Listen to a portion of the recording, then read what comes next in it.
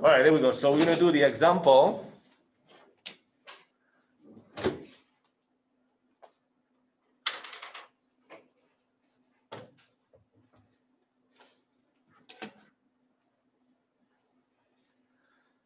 All right, so the example is going to be an incompressible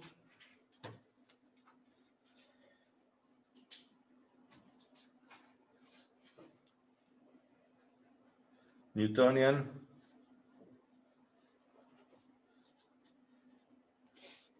fluid maintains a steady flow under the action of gravity.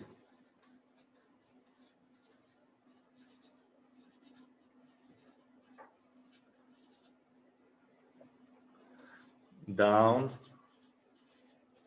an inclined plane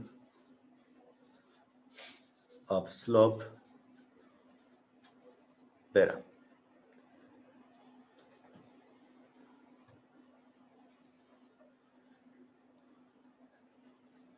If the thickness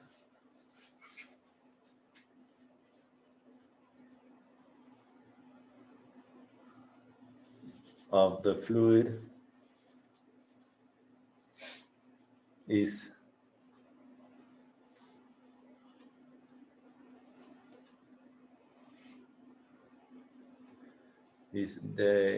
denoted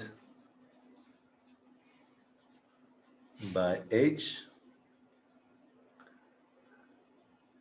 and the pressure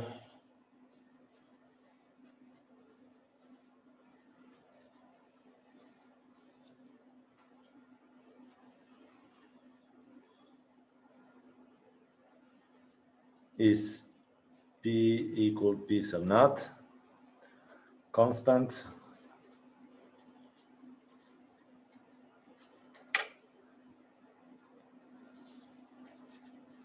determine the pressure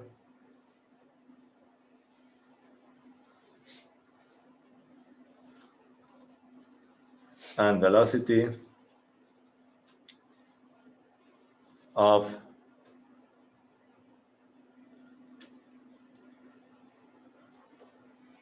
the flow. Okay, I kind of summarize it. Was a little bit longer than that, but I think the figure is really all that is needed.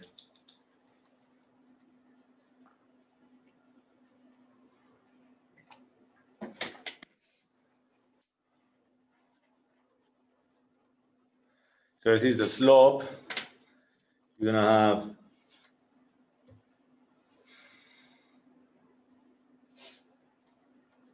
a velocity profile where generally you assume what, the no slip condition here, no, which is 0. All right, no shear. And then this will be the V2, and here we know the pressure is P sub naught when you are far away from the wall. And so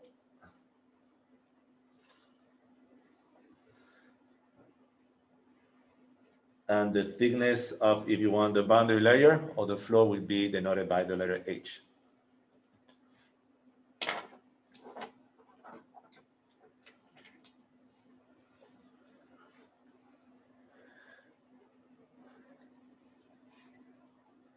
Okay, so you can define, the first thing we need to do is to define a current system.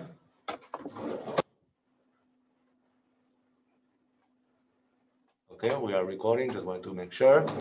So the one I'm going to define is the one I put here on my solution that I have. So the best thing is to choose one that is parallel to the motion, okay? And let's say this will be x2 and this will be x3, okay? It doesn't matter, you can change it.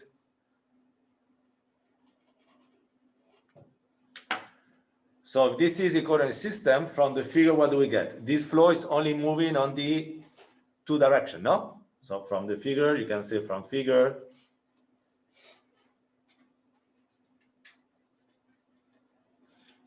you will have that the velocity on the x direction will be 0. Velocity on the 3 direction will be 0.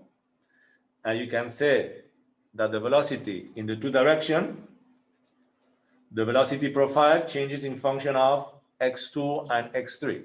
So if we have an equation, this equation should be in function of x2 and x3.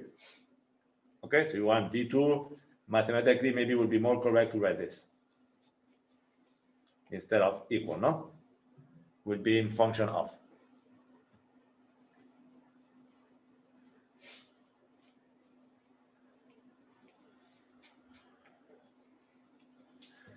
So next, for an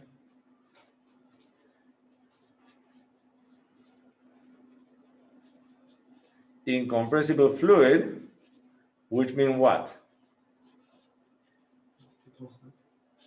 Density is constant. The continuity equation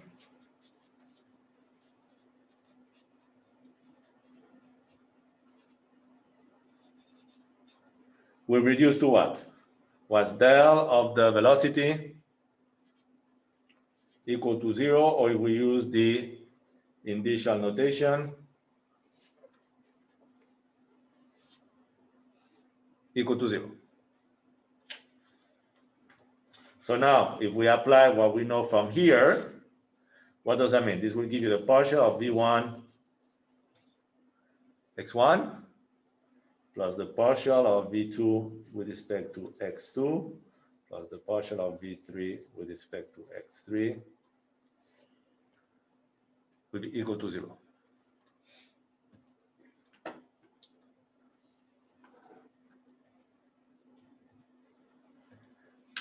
So now v1 we know is 0, so this should be 0. v3 we know is 0, and now is v2 in function of x2? Yes, no? So this term remains. Okay? So now from this equation, this is going to give us that partial x2 of v2, which is in function of x2 and x3, equal to 0. But now, since we're taking the partial derivative with respect to x2, from here we're going to conclude that now we could say that v2, after you take the partial derivative with respect to x2, will just be now in function of x3.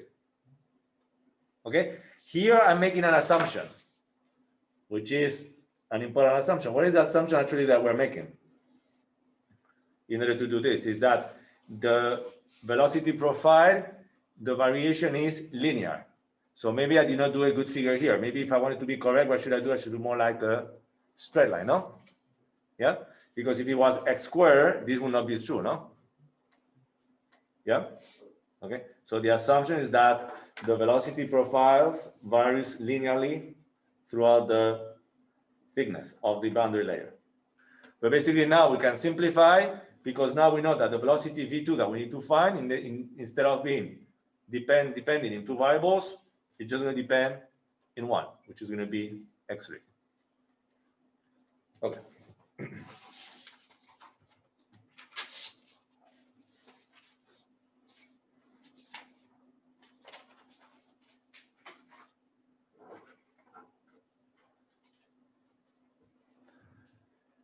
Okay, the next thing is probably one of the only few things that I have not derived on the class notes.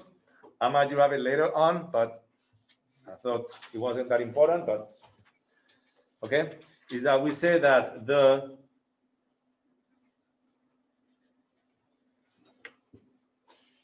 deformation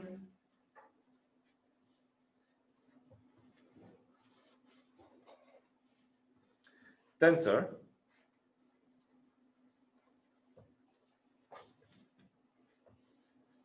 Dij was given by 1/2 of partial v sub I partial x sub j plus partial v sub j partial x sub I. I might do the division of this or I might not do it, but there's two ways to define the deformation tensor. The deformation tensor, as its name said, is related to the deformation.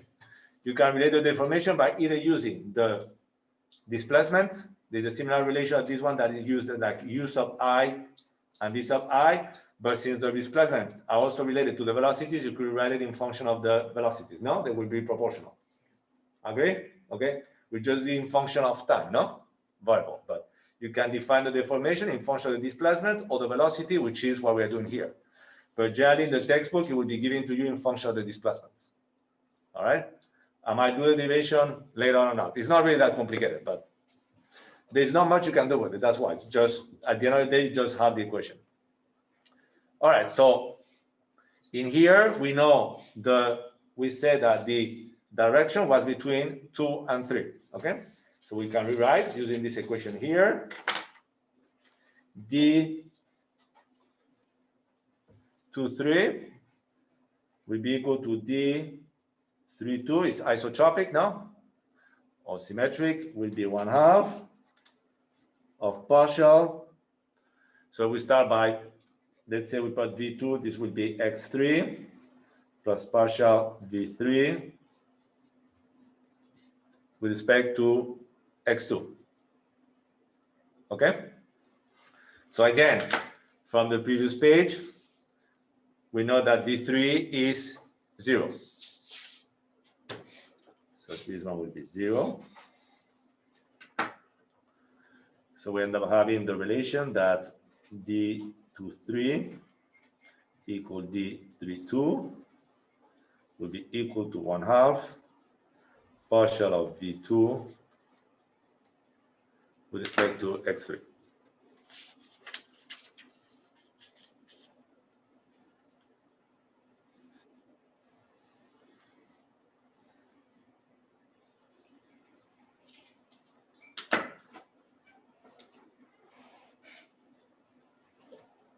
Okay, now that we know the deformation, we can calculate the stress, okay, that is produced by this fluid. If there was no stress, it would just be completely continuous, no? The stress is the one that creates this variation.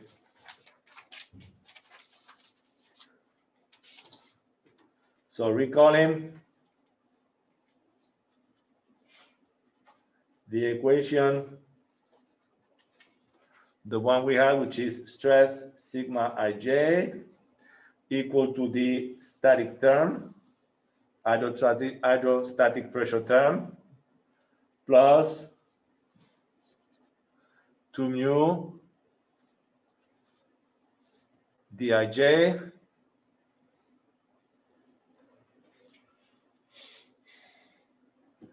Okay, I think this is a simplification. Let me see, oops, drop here. Let me see, 61.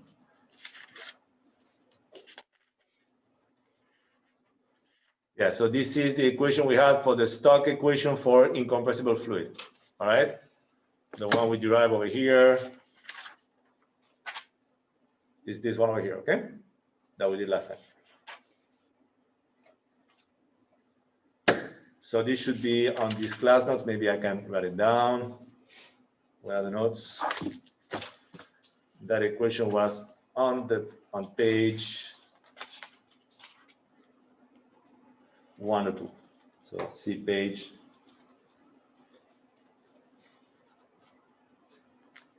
1 or 2.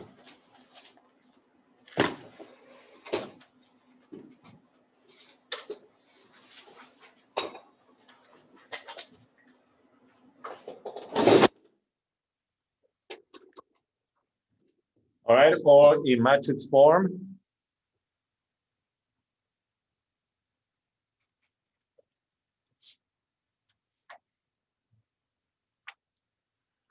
What will be this equation? Will be sigma will be equal to So this term would be on the diagonals, not the piece. I equal j would be minus p minus p minus p.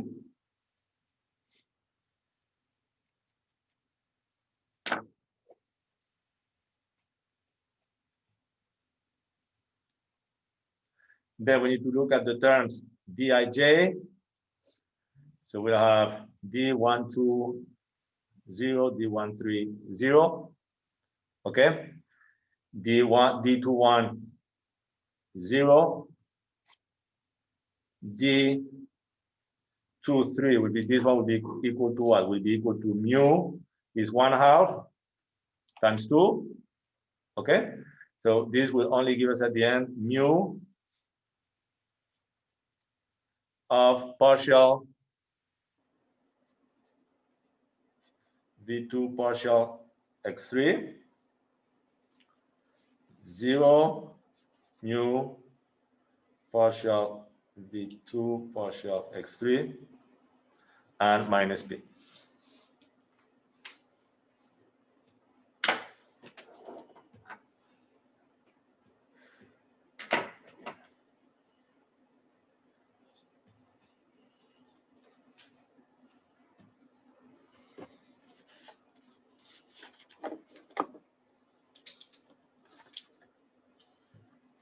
Okay, next thing is the equation of motion. Okay, that we derive. This is like doing what? Summation of forces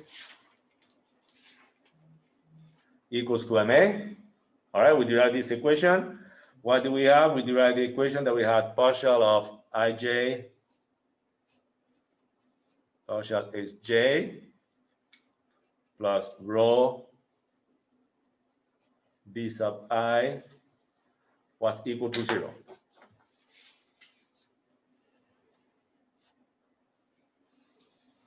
So let's see, maybe we can go back to the note, to the class notes and see where we derive that one. So it will be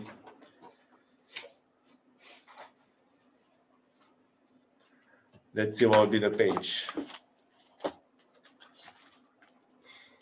Page on the class notes here will be, I think was before that.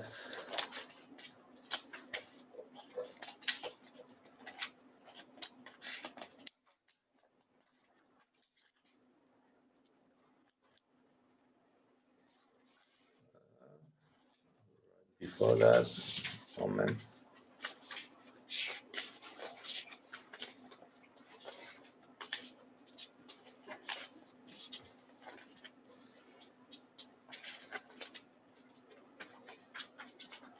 Okay, I'm not finding it right away. I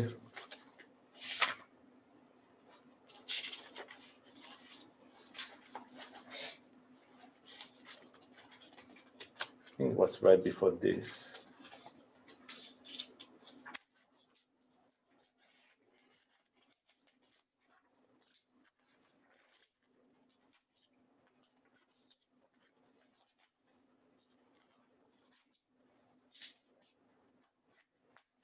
Okay, I think I have it here. I think this was, remember we derived the translation and then the rotation, no? For the motion. I think here I've done the rotation, so the translation should be right before. I think that's the one here. Page 84.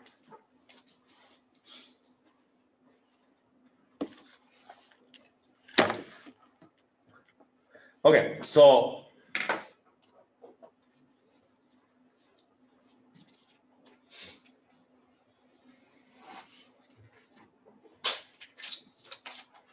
let's see what will be the question. Maybe I might just do one.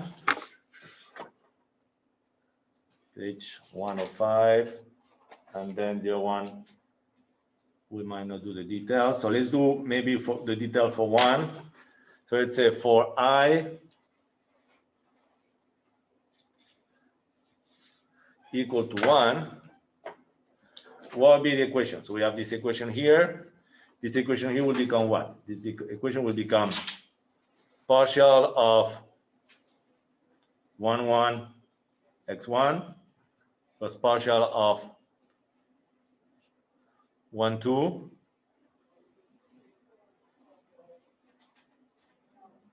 x2, because I'm keeping one constant, plus partial of 1, 3, x3, plus rho b1,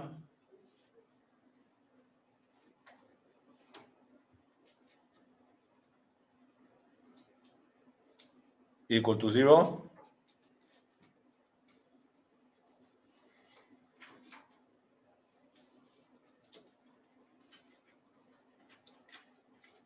Okay, let me do a little figure over here as well. So, yeah, let me do the figure here.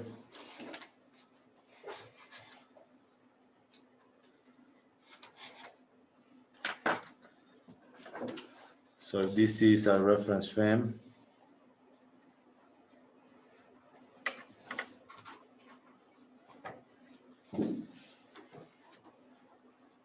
Remember, when we have the equation of motion, you need to do some type of free body diagram, no?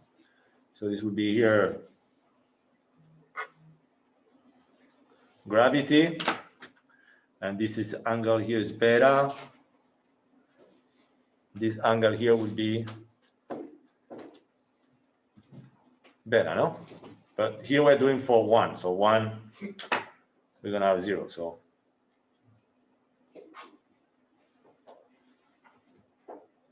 So what does that mean over here? All these ones here will be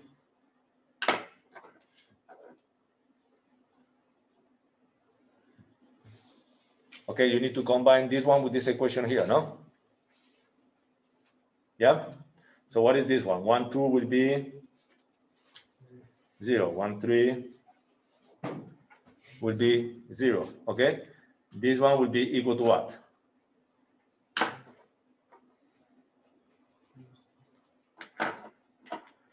Component 1, 1 is minus p, so it will be minus partial of p with respect to x1. Yeah? There is no component of the g on the x1 direction. Okay? So it will give you just partial of this one will be equal to 0. Okay, at least we need to do the second one. Let's do the 3 of them. Let's do it in detail, this problem. Now, let's say we do exactly the same thing for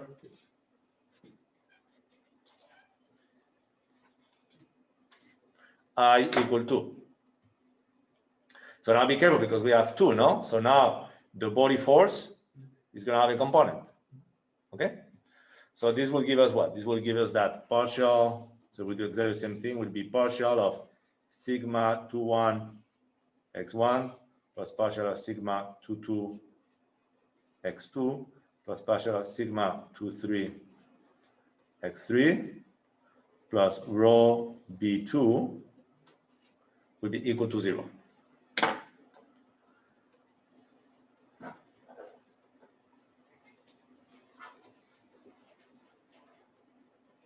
So remember, we need to look at this matrix. This is rho 2, 1, no?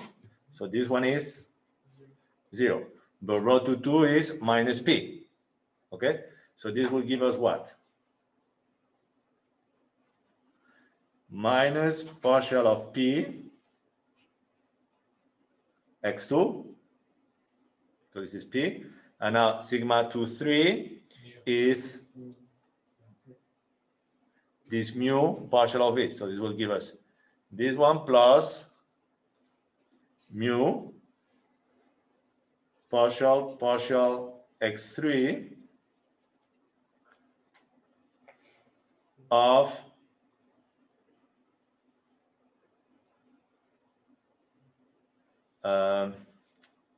yeah, put it outside. Okay, of partial, maybe I should write it differently, but partial v2 partial x3. Maybe I should leave this density in here, no, but I'll put it outside because it was constant. You see what I've done? Okay. All right. Now, what is the body force? What is the component on the x2 direction? Will be rho. Body force here is gravity g. So if you want right here, B equal gravity g, no? on the figure. And if we look about the component on the x, would that be the sine or the cosine? So it should be the sine of beta, no? Equal to 0.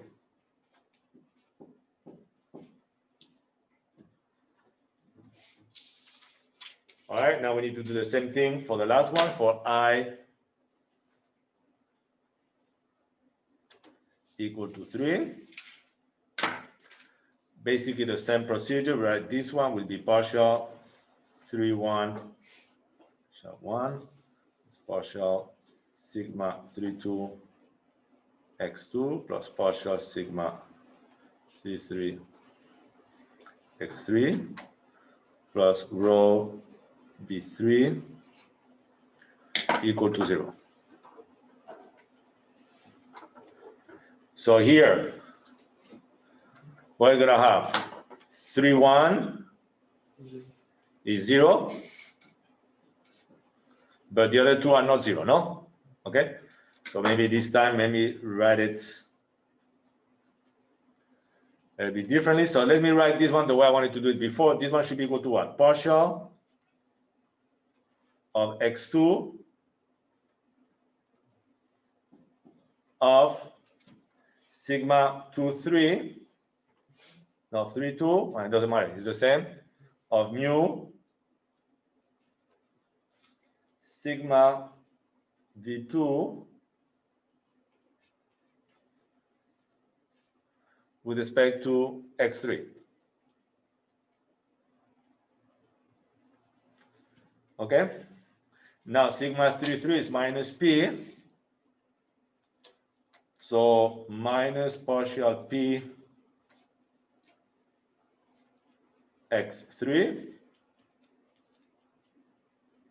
And now on the x3, this should be negative minus rho g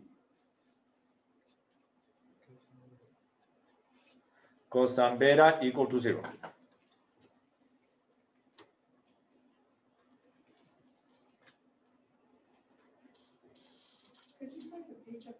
Oh yeah, sorry, yes. Okay, now we need to be careful. So let's see.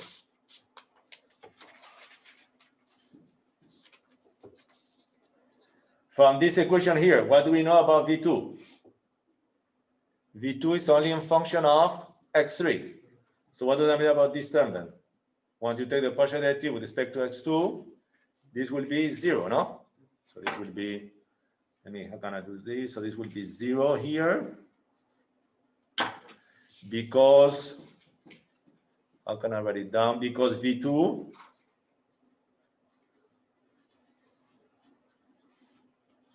is only in function of x3.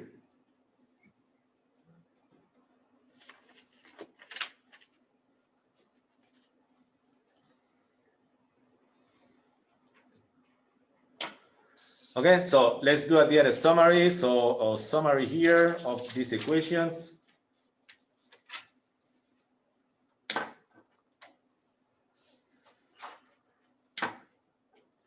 In function of I on this equation, what we had is partial of P with respect to x1 was equal to 0.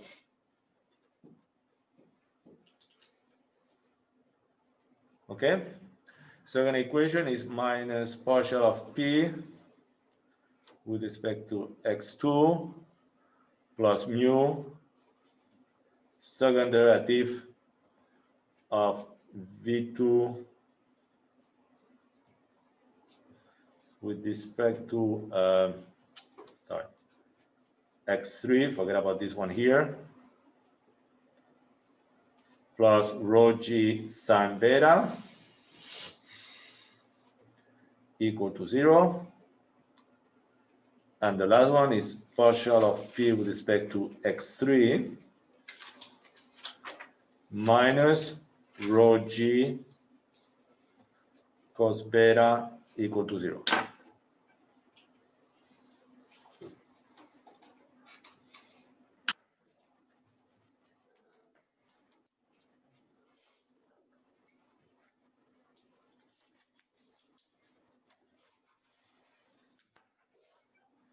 Okay, let's say this is equation A, B, and C.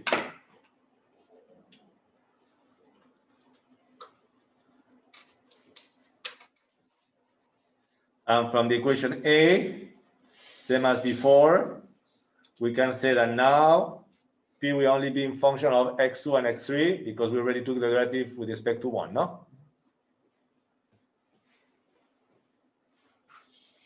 I didn't like to write it under this bar, I like to write it under, but since I was running out of space, okay? If you have space, don't write it that way.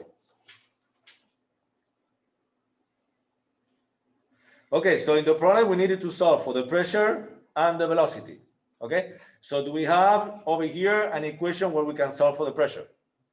We can solve equation 3, or equation C, sorry, for the pressure, okay? So let's do that.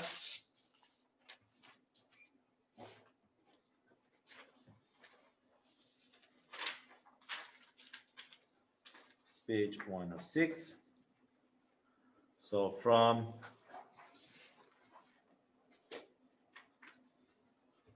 equation C, let me just rewrite it.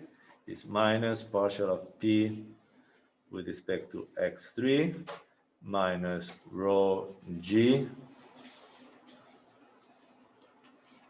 cos beta equal to 0. Okay, so this is a basic differential equation. We can write partial P partial x3 will be equal to minus rho G cos beta. We integrate. So if we integrate, what we're going to get? We're going to get that P will be equal to minus rho G cos beta. We integrate in function of, maybe I should have put the integral, x3.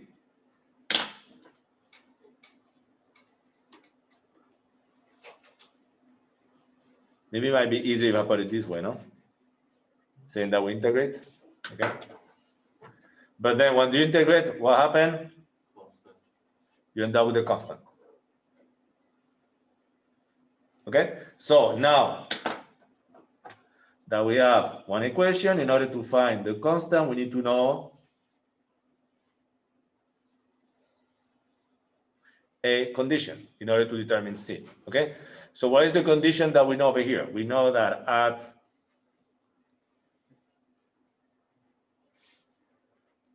at the free surface, which basically means far away from the field,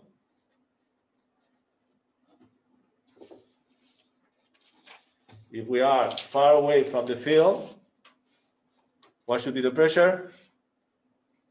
P sub naught, okay? So at x3 equals h, we know that P will be equal to P sub naught.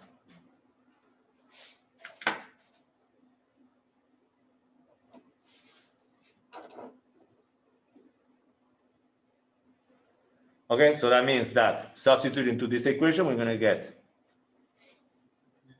P sub naught equal to minus rho G cos beta H plus C. Okay, so from here we solve for C. C will be equal to P naught plus rho G cosine beta H. I mean, you see, all this stuff about the math always look complicated, but if you think about it, what should be the pressure here? Should be P naught plus whatever the weight added by the fluid between here and here, no? In that direction, which basically, this is what you have over here. So you could get it without doing the complicated equation, just by thinking about it, no? Okay? So anyway, so now, substituting back into the equation. So substituting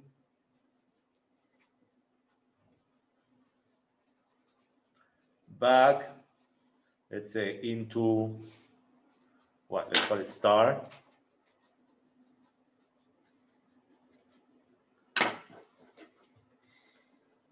We're gonna get P equal to minus rho G cos beta x3 plus P naught plus rho G cos beta H. Or this will give you that the function of the pressure will be equal to P sub naught plus rho G cos beta H minus x3.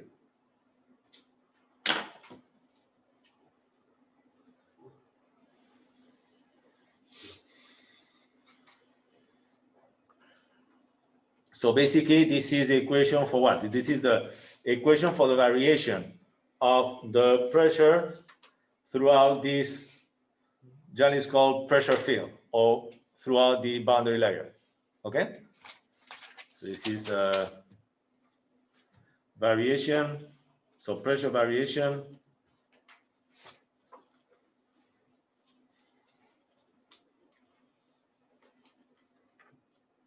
What do you want to call it? Pressure field or boundary layer? Doesn't matter, no? Pressure variation in pressure field. It's more mathematical. Boundary layer would be more applied to fluids or aerospace, no? But this would be the more more correct mathematical explanation. Okay, now the next thing we need to do is to find the velocity, okay? So let's see what are the equations. So now, obviously from the first one, there's nothing we can do. The only one we can get the velocity will be from equation B. Okay, so that's what we're gonna do. So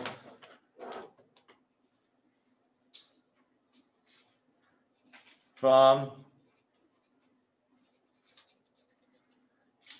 equation B, which I'm just going to rewrite. So the equation B is minus partial P partial x2 plus mu second derivative of V2 with respect to x3 plus rho G sin beta will be equal to 0.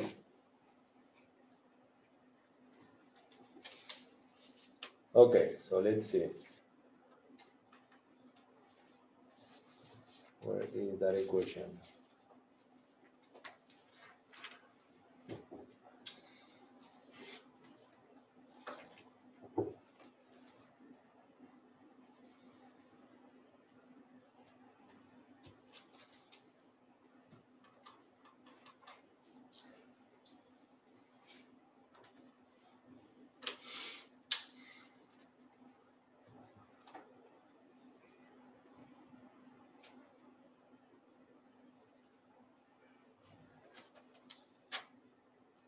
Okay, I'm looking at the first term. What did we say before about the pressure? Let's see, we have pressure. This is the velocity, 103, 104.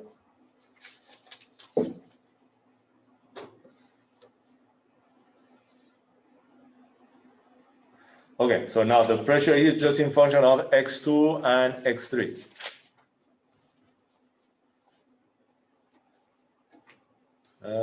Let me hold on 1 second here. Hold on for 1 second. This way, so resume over here. So, like I just explained over here, this term over here, first one is 0. And the way I explain it is because the motion of the fluid here is only due to gravity, okay? There is no change in pressure, like in a pipe, generally the flow will move because there's a change in pressure between the inlet and the outlet of the pipe, and it will move from high pressure to low pressure. This is not the case over here, okay? The motion of the fluid is only due to gravity, no change in pressure. So if you want, write it down over here. Flow, movement, or motion, might be shorter, is only due to gravity and not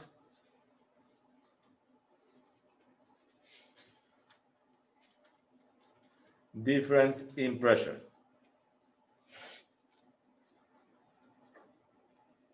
So for example, if I will give you the same problem, instead of being on a slope, I can put you, let's say, a pipe going down. Now that will create a change in pressure. Yeah? So then you have to add this term. But since we don't have this term, this will be to 0. And equation B will simplify to, so we'll have partial, so mu second derivative of x2 with respect to x3 will be equal to a constant, which will be minus rho g sin beta.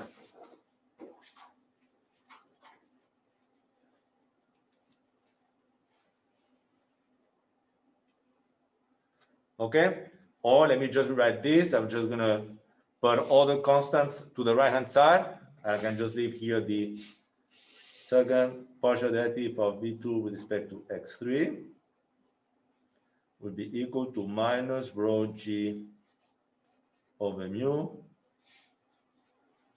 sin beta.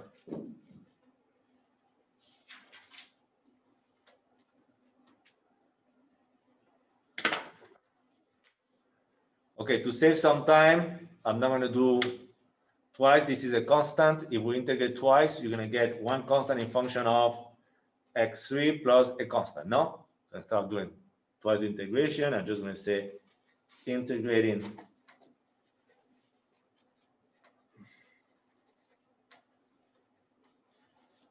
twice.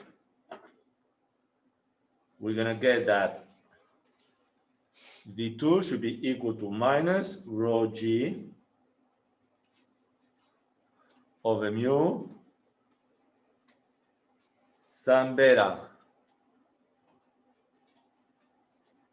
x3 squared plus a constant dx3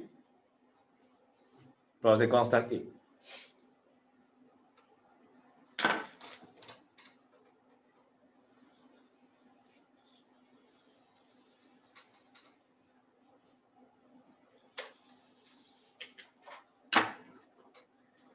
D and E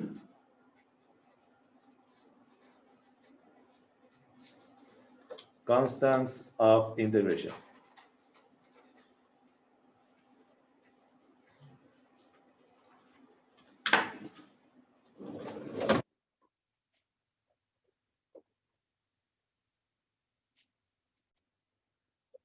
Yes, this is the 1/2 over here.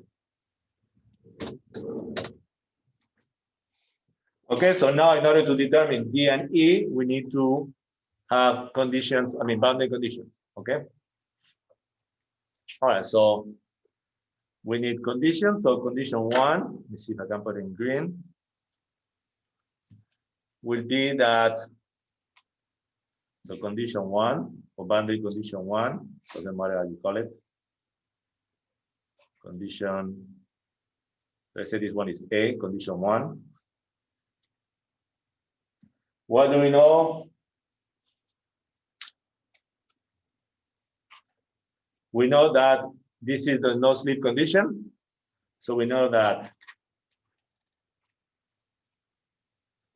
there's a no slip condition which would mean that V2 of V2 will be equal to 0 at the variation at, so V2 equal to 0 at X3 equal to 0.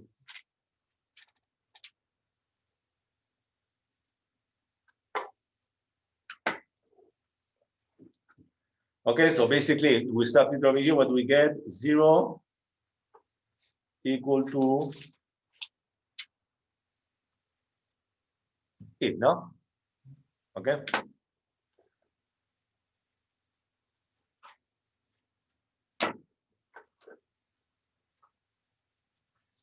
Now B, let's say that would be condition 2.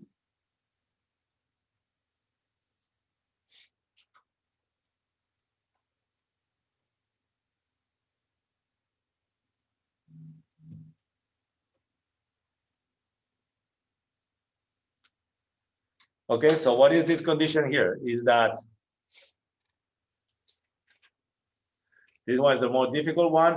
This is here, 0 velocity, but here you will have full shear, no? This is where you have the whole shear. Now, once the velocity becomes constant, what will be the shear?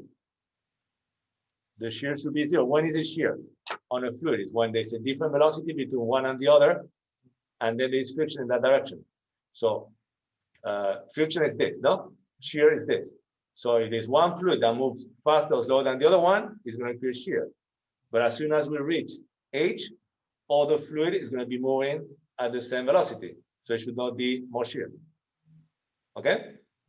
So the second condition is that the shear, which we call here sigma 2,3, which is the same thing as shear, will be equal to 0 when X3 not much higher, but it's just higher than H. Okay? So this will mean what? So on the shear, so shear sigma 2,3. What is the expression for shear? Is mu sigma of V2 with respect to X3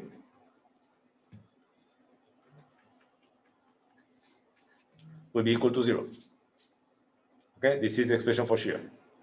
Oops, I don't know why I was catching. Okay, now what is the expression for V2? We have it right here with E equal to 0. Okay, so we're going to write down over here. Let me do it in blue. Or I don't know. So from here, we're going to get that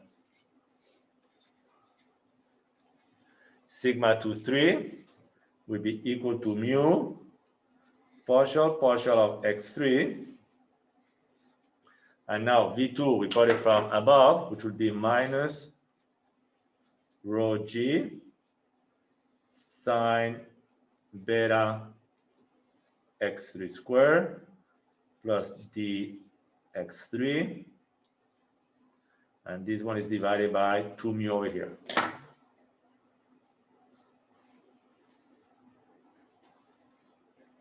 And we know this is equal to 0.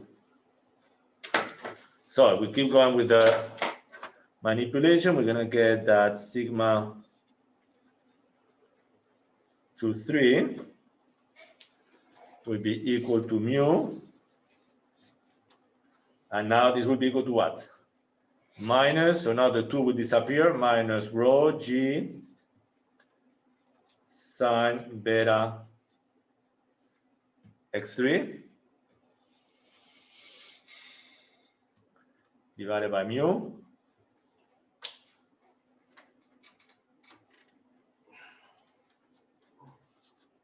plus D.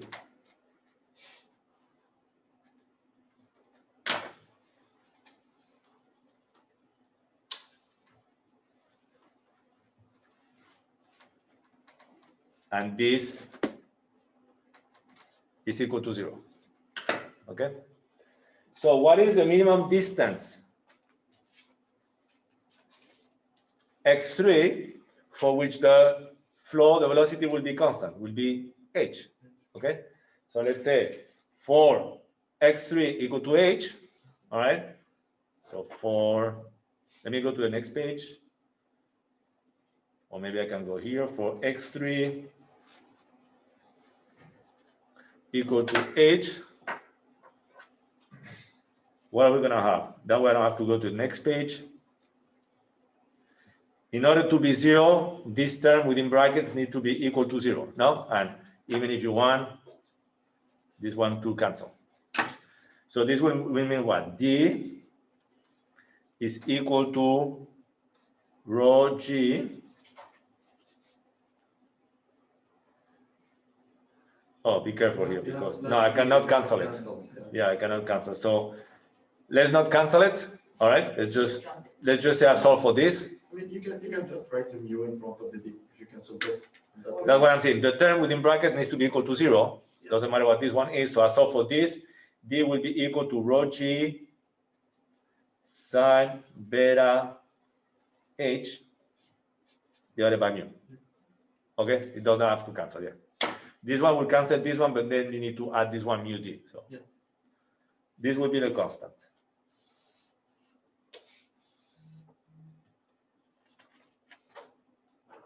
Okay, so now the only thing we need to do is to substitute this constant over here D into V2, and this will give us the expression for the velocity.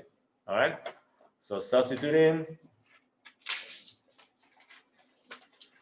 I'm gonna have to write it on the other page. 108.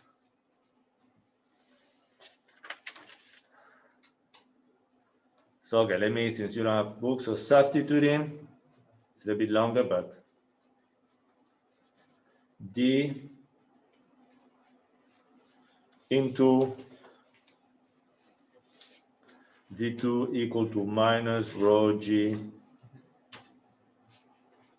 2 mu sine beta x3 squared plus D x3 will give us what? Minus rho G 2 mu sine beta x3 squared plus rho G over mu sine beta H x3, or this will give you that V2 is equal to rho G sine beta divided by 2 mu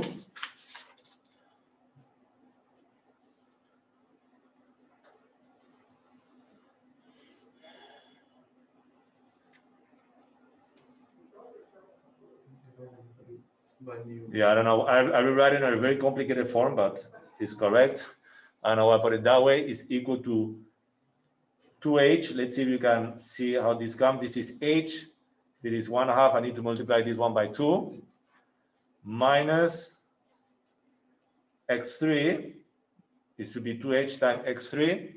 But I don't know why I wrote it under this form here, and I put the x3 over here. I think the reason I did this is to show that this one has 2 roots. This is a polynomial that has 2 roots, which is, I think I know why I did it, which should be equal to 0 over here, no? Okay. So we have this. So this is the equation.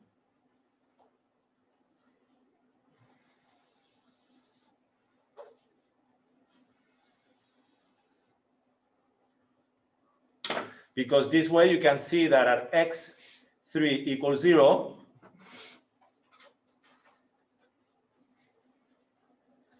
what do we have? V2 equals 0, which is the no slip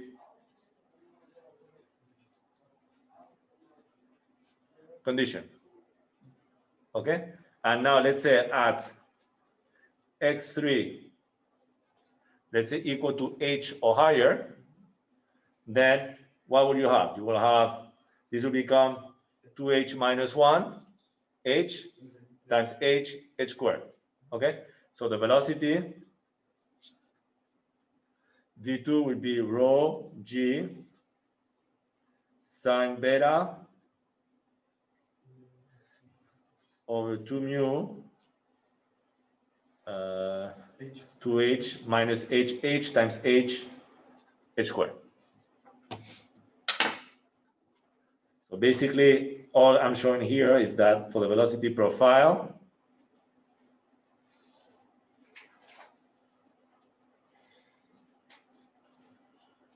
will be this way. We have v2 equal to 0 over here, and here v2 will be rho g over 2 mu sine beta h squared.